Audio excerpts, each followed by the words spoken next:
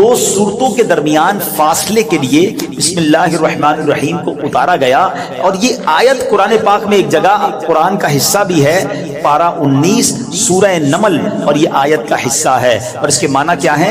اللہ کے نام سے ہے جو نہایت مہربان رحم والا۔ اچھا، اس کی فضائل کیسے کیسے؟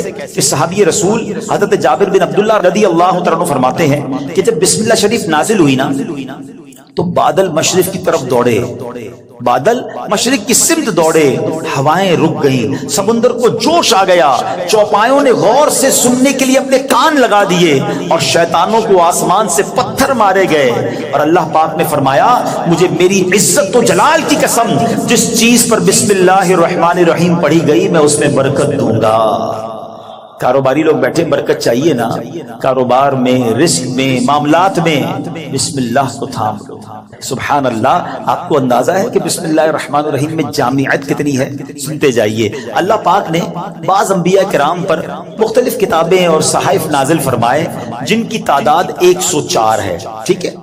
ان میں سے 60 صحیفے حضرت شعیب علیہ السلام پر، 30 صحیفے حضرت ابراہیم علیہ السلام پر، 10 حضرت موسیٰ علیہ السلام پر تورات شریف اترنے سے پہلے نازل ہو گئے تھے۔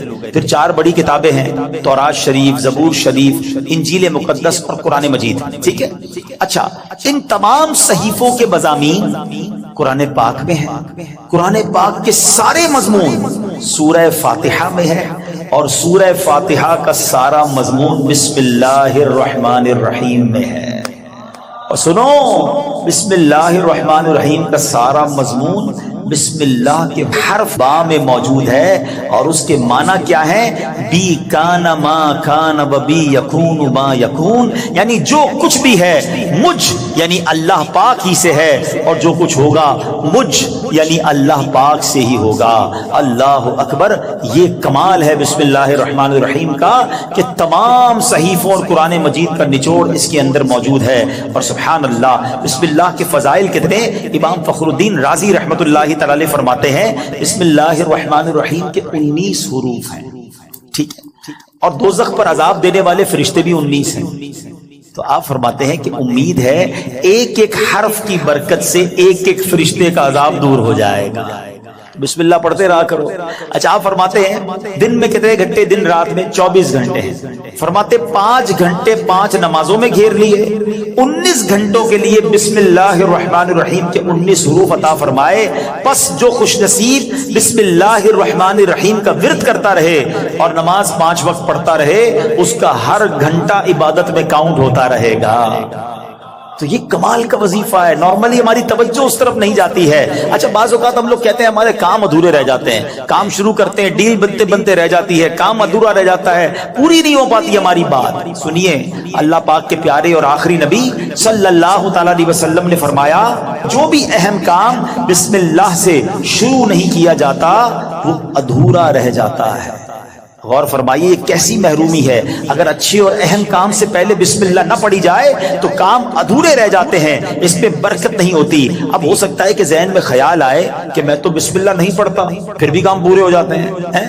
اس کا جواب یہ ہے کہ کام کا بظاہر پورا ہو جانا اور بات ہے، اور اس میں برکت کا نہ ہونا اور۔ مثلا کسی نے بغیر بسم اللہ کے کھانا کھایا، کھانا پیٹ میں بھی گیا، پیٹ بھر بھی گیا، لیکن اب اس میں برکت اسے حاصل نہیں ہوگی، کھانا پوری طرح ہضم نہیں ہوتا، یا بعض اوقات جزو بدن نہیں بنتا، بہت ساری جناب اس میں پرابلم رہتی ہیں۔ تو بہرحال ہمیں جو ہے بسم اللہ شریف کا ورد کرنا چاہیے، اور ایسے ایسے واقعات اس کے فضائل میں کتابوں میں لکھے۔ امیر اہل سنت نے اپنی شورۂ آفاق کتاب فیضان سنت میں ایک کمال کا واقعہ لکھا کہ ایک مبلغ جو ہے، ایک داعی جو ہے بسم اللہ کے فضائل بیان کر رہے تھے، تو ایک غیر مسلم عورت بھی بیٹھی تھی۔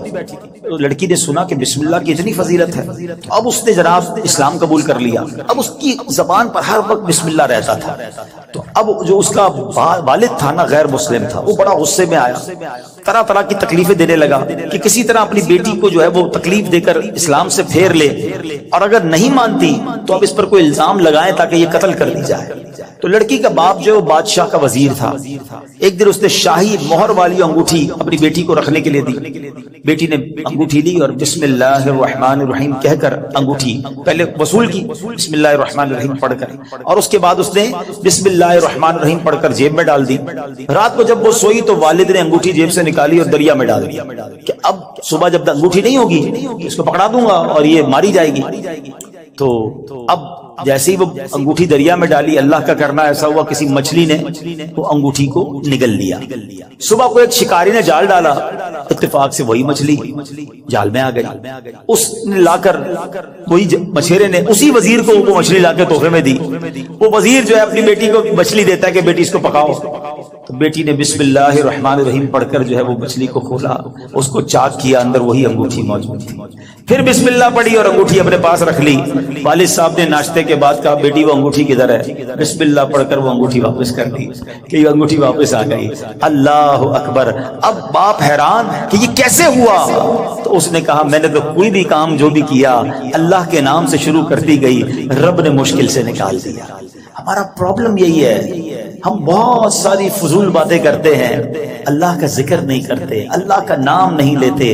اپنے ہر جائز کام سے پہلے بس عادت بنا لو بسم اللہ الرحمن الرحیم، بسم اللہ الرحمن الرحیم. پھر آپ اس کی انشاءاللہ برکتیں دیکھیں گے. سبحان اللہ. یہ جو کھانا کھاتے ہیں نا، اس کے بارے میں آتا ہے کہ کھانے سے پہلے پیارے آقا علیہ الصلوۃ والسلام فرماتے ہیں کہ جس کھانے پر بسم اللہ نہ پڑھی جائے وہ کھانا شیطان کے لیے حلال ہو جاتا ہے. یعنی بسم اللہ نہ پڑھنے کی صورت میں شیطان اس کھانے میں شریک ہو جاتا ہے. ایک بار کیا ہوا کہ حضرت ابو ایوب انصاری فرماتے ہیں کہ ہم نبی پاک کے ساتھ حاضر تھے، کھانا پیش کیا گیا. ابتدا میں بڑی برکت ہو رہی تھی کھانے میں، اور تھوڑی دیر ہوئی تو بڑی بے برکتی شروع ہو گئی. تو ہم نے عرض کی یا رسول اللہ صلی اللہ تعالی علیہ وسلم ایسا کیوں ہوا؟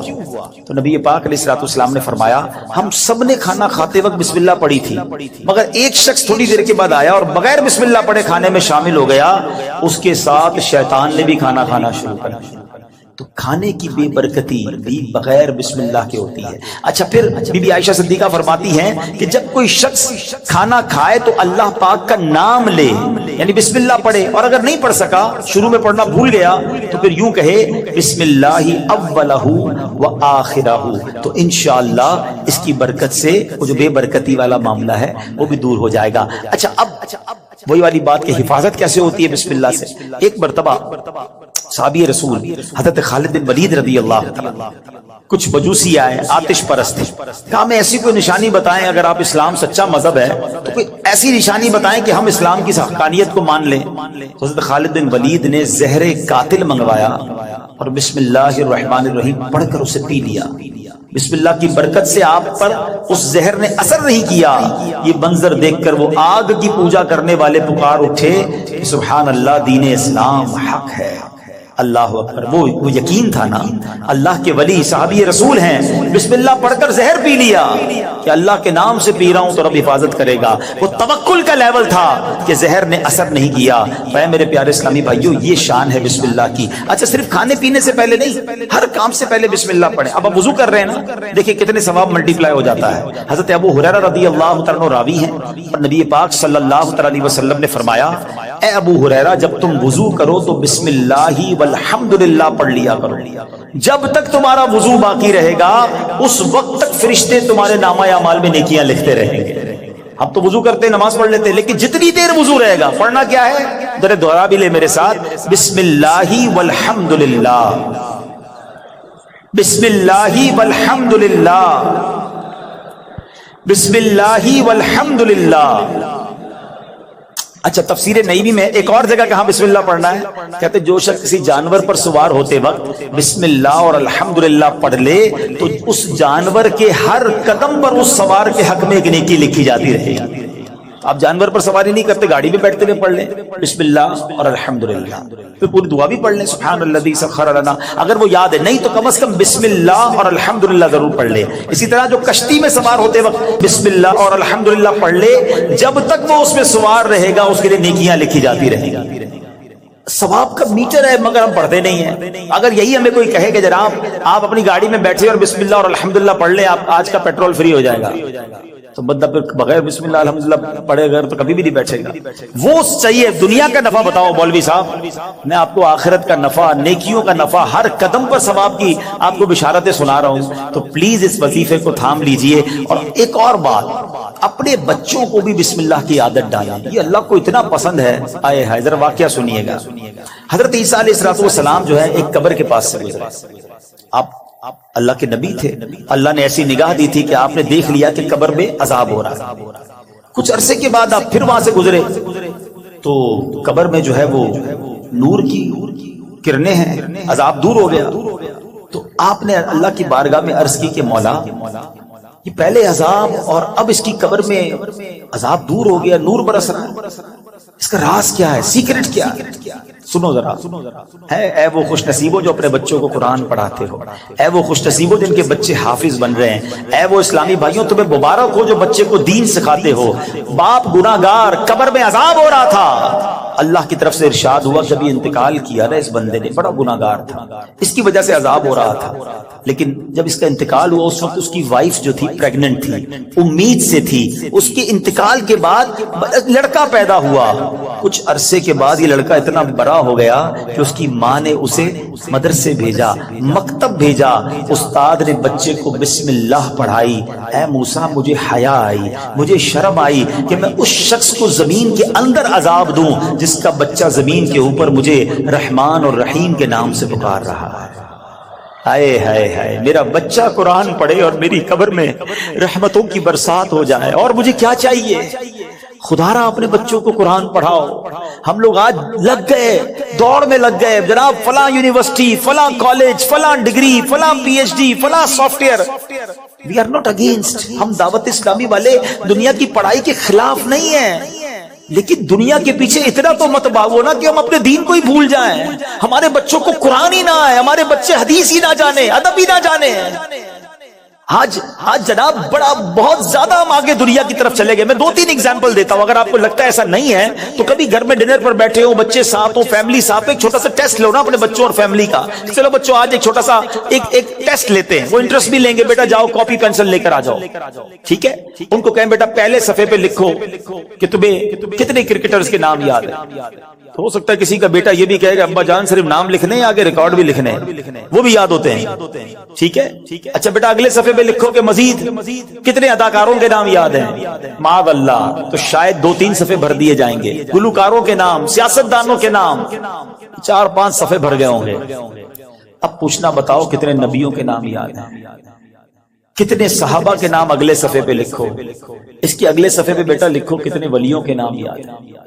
چھوٹا سا ٹیسٹ آپ کو بتا دے گا ہم کدھر جا رہے ہیں، ہمارے بچے کدھر جا رہے ہیں۔ ایک بات یاد رکھنا، میرا بیٹا میرے مرنے کے بعد گوگل، یاہو، فیس بک، واٹس ایپ، ٹویٹر، انسٹاگرام کھول کر ایصال ثواب نہیں کرے گا، اگر اسے قرآن پڑھنا آتا ہوگا تو وہ مجھے ایصال ثواب کرے گا۔ اپنے بچے کو قرآن سکھائیے، قرآن کی تعلیم دیجیے، اور پھر سبحان اللہ کچھ لوگ کیا کرتے ہیں اپنے بچوں کو دین سے دور کرتے ہیں، اور تھوڑے دنوں بعد جب بچہ جوان ہوتا ہے تو سر پکڑ کے رو رہے ہوتے ہیں کہ بچہ میرا ادب نہیں کر رہا، بچہ جناب بڑا عجیب عجیب باتیں کرنے لگ گیا۔ ہمارے پاس آتے لوگ، ہم پتہ غلطی کرتے ہیں۔ واللہ آپ اپنے بچے کو دین کے حوالے کر دو، جب وہ دین پڑھے گا تو دین اس بچے کو آپ کے حوالے کر دے گا۔ قرآن کہے گا ماں باپ کا ادب کرو، یعنی اف نہ کہنا۔ نبی پاک کی حدیث پڑھے گا تو وہاں سکھایا جائے گا کہ محبت سے اپنے ماں باپ کو دیکھو گے تو جنت کا ثواب ہے۔ ارے وہ اونچی آواز میں آپ سے بات نہیں کرے گا کہ ماں باپ ناراض ہو گئے، تو نبی پاک نے فرمایا جس کے ماں باپ راضی اس سے اس کا رب راضی، جس سے ماں باپ ناراض اس سے اس کا رب ناراض۔ تو پتہ یہ چلا بچہ دیندار بن گیا تو انشاءاللہ میرا بھی با ادب بن جائے گا، بچہ میرا بھی فرما